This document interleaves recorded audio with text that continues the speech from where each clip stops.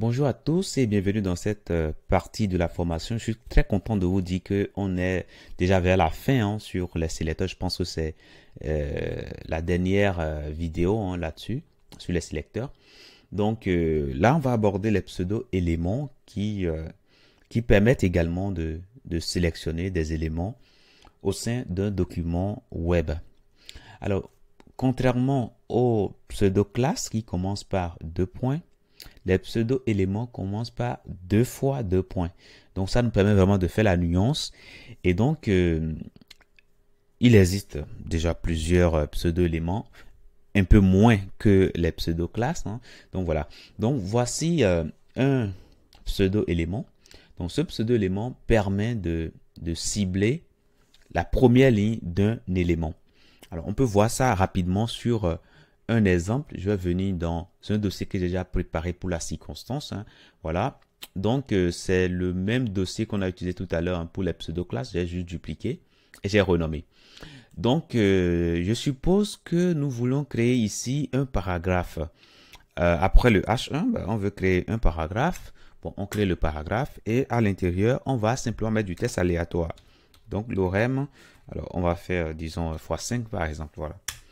Là c'est bon, on vient de créer le paragraphe. On peut aller voir l'affichage rapidement et là on voit bien notre paragraphe. Alors si nous souhaitons modifier les propriétés de la première ligne, on peut le faire directement. Donc on vient ici au niveau de notre code CSS ici. Et là nous allons prendre la balise P dont il s'agit. Et nous allons maintenant mettre notre pseudo élément qui s'appelle first line. Voilà. Et nous allons lui appliquer les propriétés. Alors, si vous voulez, on va changer par exemple sa couleur par exemple. Donc, color, on peut mettre, allez, mettons blue par exemple. Voilà, blue. Voilà. Et puis, si vous voulez, on peut changer la couleur d'arrière-plan. Donc, background color. On peut mettre, écoutez, on peut mettre white, voilà, tout simplement. Donc, je reviens ici, je reviens sur ça. Alors, qu'est-ce qui se passe ici? Alors, nous voyons que la propriété de la première ligne a changé. Alors, pourquoi nous n'avons pas... Oui, effectivement, là, vous êtes à l'intérieur d'une balise P. Donc, vous ne pouvez pas changer ici la couleur d'arrière-plan, ok? Attention, non, là c'est bon, on peut changer la couleur d'arrière-plan. Sauf que là, la couleur d'arrière-plan que nous avons spécifiée, c'est pas visible. C'est pourquoi ici, on ne voit rien derrière, ok? Normalement, on devait mettre ici la couleur white, comme ça, et l'arrière-plan sera blue. Comme ça, on verra mieux. Voilà, donc lorsque je vais revenir ici, là, tout se passe correctement. Donc maintenant, si vous voulez, on va réduire la taille de l'écran pour voir ce que ceci va nous donner. Alors, je réduis ça. Vous voyez que ça s'adapte. Ça s'adapte. Chaque fois, on prend la première ligne. Voilà. Là, c'est bon. Maintenant, il existe également un pseudo-élément qui permet de cibler la première lettre. Donc, c'est bien first letter. Voilà. Donc, ça également, si vous voulez, on peut rapidement tester.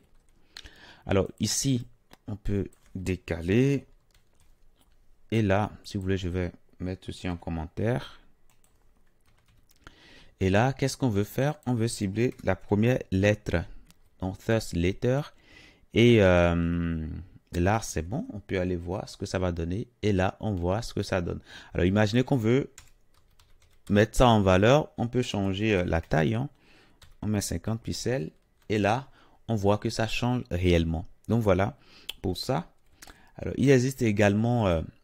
before qui permet l'insertion du contenu avant un élément. Ok, donc je suppose que ici dans notre tableau que nous avons ici, nous voulons ajouter par exemple le en, nous voulons ajouter le mot clé en aux âges que nous avons pour que ce soit plus parlant, ce soit parlant pour ceux qui vont visiter le site. Mais là, on peut le faire. Maintenant, qu'est-ce qu'on va se dire dans un premier temps? On va d'abord cibler ces éléments-là, les TD qui contiennent ces valeurs-là. Alors, comment y arriver? Alors, on sait que ces TD se trouvent dans des TR et ces TR se trouvent dans TBody. Donc, on mettra TBody et on va prendre les TR tous les TR. Et puis, on va prendre maintenant quoi? Les TD. Mais attention, si on fait comme ça, ben, ça va cibler toutes les colonnes. Nous, c'est pas ce qu'on veut faire. On veut cibler simplement les deuxièmes colonnes, puisque là, on aura première colonne, deuxième colonne, troisième colonne pour le premier TR. OK? Nous, on veut cibler le deuxième. Donc, on sait comment faire. Hein. Donc, on va utiliser quoi? Un pseudo classe. Voilà pour ceux qui se rappellent. Donc, on va dire qu'on va cibler quoi? Le deuxième élément. Donc, NF child. Et nous allons prendre le deuxième élément. Alors, mais si on fait comme ceci, qu'est-ce qui va se passer? Ben, chaque fois, ça va prendre le deuxième TD que nous avons dans le TR. Et c'est ce que nous voulons faire. C'est ce que nous voulons faire tout simplement. Et c'est ça, on veut faire pour toutes les lignes qu'on aura. Maintenant, qu'est-ce qu'on va faire maintenant? Ben, on va utiliser maintenant notre pseudo-élément qui s'appelle before. Le before nous permet d'insérer quelque chose avant. OK? Donc, pour insérer quelque chose avant, ici, ben, on mettra alors les 2 points, 2 fois 2 points, et puis on mettra before. Before.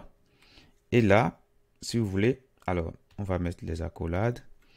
Alors, je suppose, par exemple, que il s'agit d'un montant, parce que c'est before, on ne peut pas mettre en avant le nombre. Je suppose que il s'agit d'un montant, par exemple. Alors, on peut ajouter, par exemple, l'unité, par exemple, avant. OK? Avant le nom, on peut ajouter l'unité. Donc, pour ajouter l'unité, il faudra mettre content. Alors, je dis l'unité ici, mais notez que ça peut être n'importe quelle chaîne de caractères. Hein. Voilà. Donc, ici, on mettra euro, par exemple. Ce faisant, lorsqu'on va revenir ici, qu'est-ce qui va se passer? On voit que avant le contenu que nous avons, on a euro qui est ajouté. Voilà. Maintenant, si on veut mettre quelque chose après, là, au lieu de mettre before, on mettra tout simplement after. After. Voilà. Et si je reviens ici, voilà, on voit que nous avons euro après le contenu. Mais là, ce n'est pas euro que nous voulons mettre, nous voulons ajouter tout simplement en. Donc, on peut mettre un peu d'espace et on mettra en comme ça. Et là, qu'est-ce qui va se passer? Ben, on voit maintenant 25 ans, vous voyez, 25 ans, 55 ans, etc. Alors, le tableau, on peut ajouter de bordure à notre tableau. Hein. Donc, on va cibler tout simplement tous les TD que nous avons. Donc, TD. Et puis, nous allons ajouter une bordure. Border. Alors, je reviendrai après, hein, comme je le dis tout le temps. Je reviendrai après sur ces propriétés-là. Black. Voilà. Donc, vous écrivez simplement comme ça. Et là, vous voyez bien déjà les bordures. Hein. Voilà. Et là, c'est bon, c'est parfait.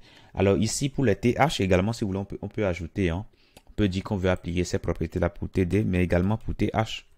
Voilà, tout simplement. Et tout doit se passer correctement. Voilà. Donc, voilà pour les pseudo-éléments. Donc, on a vu également, si vous voulez, attendez, je viens ici. On a vu before, ça nous permet d'insérer un contenu avant un élément. On a vu également after qui nous permet d'insérer un contenu après un élément. Ce qu'il faut retenir pour ces deux derniers pseudo-éléments, c'est que ce que vous voulez ajouter, ben, vous devez le mettre dans content. Donc, vous mettez la propriété content et vous mettez sous forme de chaîne de caractères, vous mettez ce que vous souhaitez soit mettre avant ou bien après, en fonction de ce que vous aurez utilisé comme pseudo-élément. Donc, voilà pour les pseudo-éléments. Donc, j'espère que vous avez bien compris et que demain, si vous rentrez dans un code, vous voyez un sélecteur, vous puissiez directement savoir ce que ça sélectionne de façon précise dans le document HTML.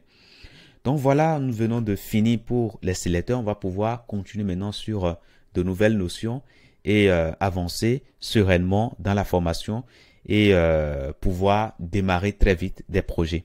Je vous dis merci et à tout de suite dans la prochaine.